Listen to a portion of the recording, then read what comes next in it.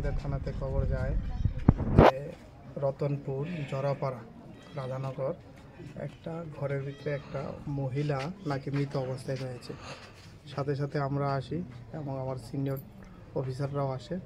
তারপর আমরা পিও কর্ডন করি এবং জানতে পারি যে যে মহিলা মারা গেছে ওনার নাম পার্বতী জরা।